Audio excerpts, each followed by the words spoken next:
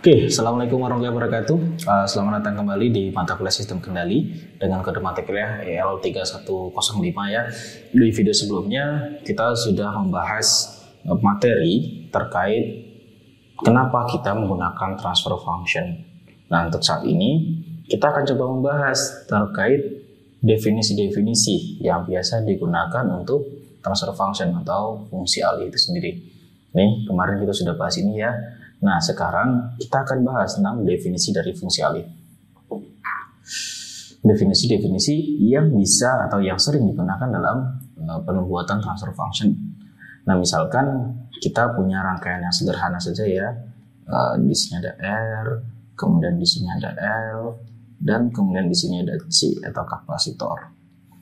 Di sini kita beri misalkan 3 ohm, di sini kita beri 1 Henry, dan yang di sini adalah setengah farad. Nah, sebagai contoh untuk kali ini kita diminta untuk membuat transfer function dari impedansi untuk rangkaian ini. Jadi target kita adalah impedansi. Yang mana impedansi itu kan besarnya adalah V dibagi dengan I. Nah, sekarang kita lihat dulu untuk impedansi setiap komponen ini. Misalkan resistor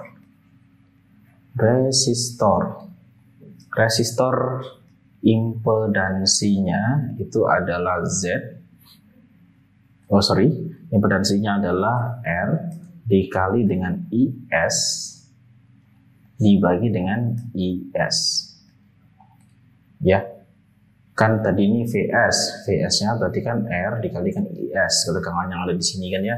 Maka ini bisa langsung kita hilangkan, maka impedansinya adalah sebesar R. Kemudian sama untuk induktor, impedans. Induktor kita menggunakan LS dikali dengan IS dibagi dengan IS. Sama, IS-nya bisa hilang, jadi tinggal LS. Lalu yang terakhir adalah kapasitor, impedans. Bisa juga kalau kapasitor adalah 1/CS dikali dengan IS dibagi dengan IS, sehingga kita bisa masukkan adalah 1/CS, gitu ya. Sehingga kita bisa dapatkan untuk Z dari impedansi dari rangkaian ini ya, dari rangkaian ini impedansinya oke di sini saja biar lebih mudah.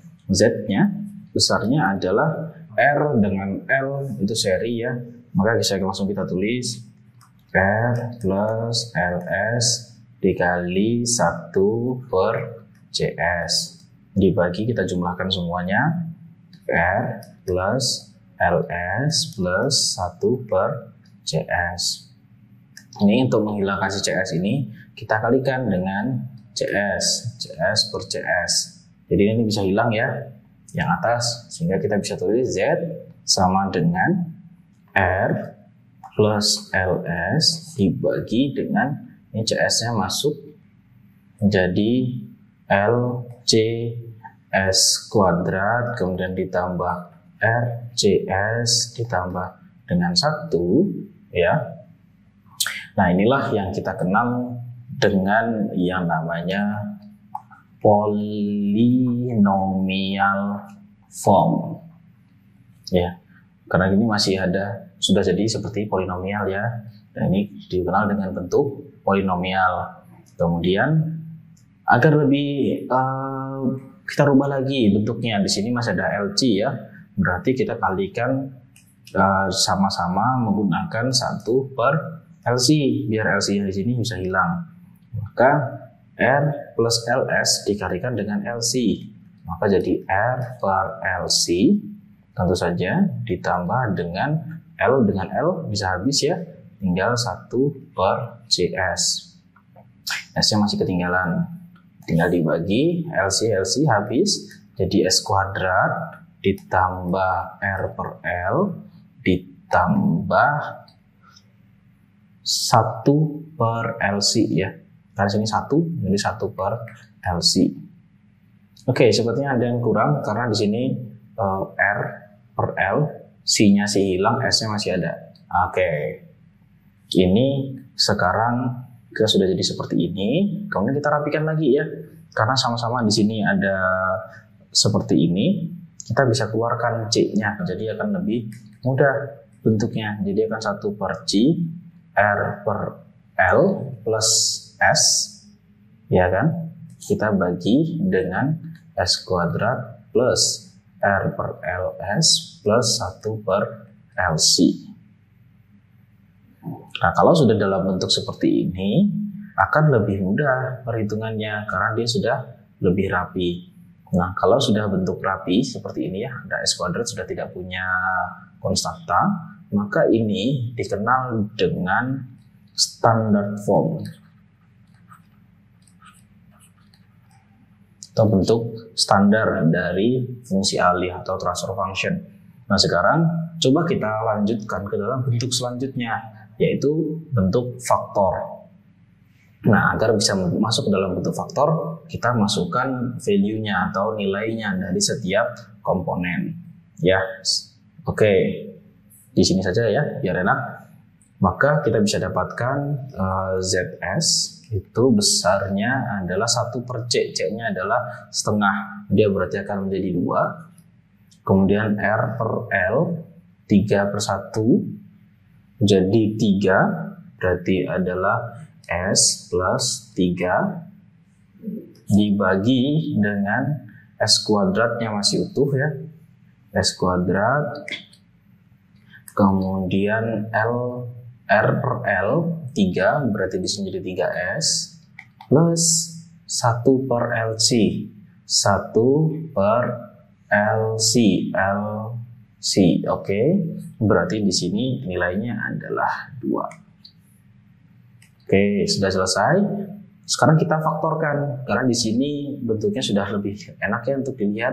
Jadi 2 S plus 3 kita bagi dengan S dikalikan dengan S.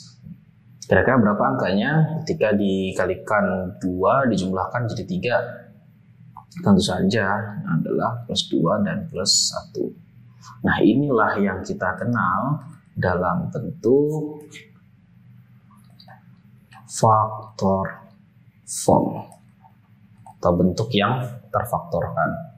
Sehingga kalau kita simpulkan dari ketiganya, kita punya polinomial form, kemudian kita punya standard form, yang terakhir kita punya faktor form.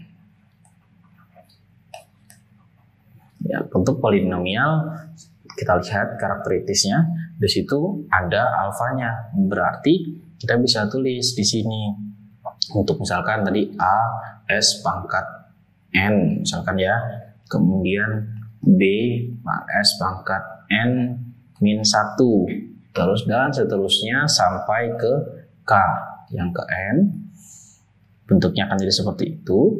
Sedangkan di sini jadi alfa S pangkat M ditambah beta S pangkat M min 1 ditambah dan seterusnya sampai KM. Ini adalah bentuk dari polinomial. Lalu untuk bentuk standar, dia akan jadi lebih simpel. Karena tadi kita sudah lihat di sini ya, ketika standard form kita punya 1 per C. Maka di sini akan menjadi A ya.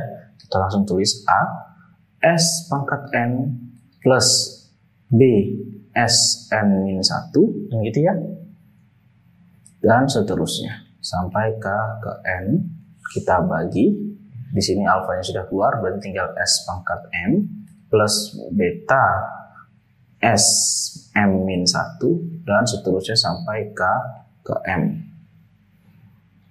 Itu untuk standard form. Kemudian form berikutnya, bentuk berikutnya adalah kalau tadi adalah dalam bentuk faktor seperti itu sudah jadi angka, maka akan lebih mudah. Berarti di sini sudah jadi bentuk faktor S plus misalkan ZP gitu saja ya, sampai dikalikan dan seterusnya di tengah-tengah ini sampai ke S plus ZN gitu ya, kan sudah terfaktorkan. A-nya jangan lupa karena tetap masih ada di depan.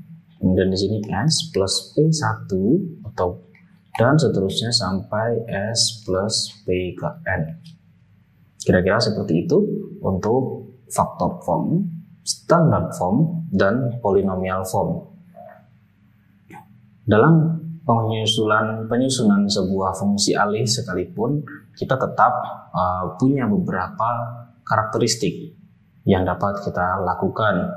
Misalnya, yang pertama yaitu transfer function order. Lalu kemudian kita kenal yang namanya proper transfer function, dan yang terakhir adalah strictly proper transfer function. Nah, transfer function order itu dilihat dari mana? Sebenarnya kita melihatnya mudah untuk transfer function order, itu adalah kita membandingkan pangkat yang paling tinggi. Contoh adalah seperti ini, mana tadi ya? Nah, ini kita melihat pangkat yang paling tinggi dari S-nya. Di sini S-nya 2, di sini S-nya pangkat 1. Maka untuk menentukan transfer function order, ini kita berdasarkan pangkat maksimum. Tahu kalau saya sebut max di antara numerator dan denominator. Mana yang paling besar, itulah yang menjadi order dari transfer function kita. Kemudian untuk proper, hampir sama. Kalau untuk proper, kita hanya melihat pangkat dari denominator, denom, itu harus lebih besar atau sama dengan pangkat yang di numerator. Dan strictly proper, ini jelas ya, namanya strictly, sudah sangat benar dari transfer function, itu adalah pangkat dari denominator itu harus lebih dari numerator. Inilah definisi yang biasa kita gunakan dalam pembuatan fungsi alih. Transfer function order, proper transfer function, strictly proper, polynomial form, standard form, dan factor form. Seperti itu untuk video kali ini. Sekian. Assalamualaikum warahmatullahi wabarakatuh.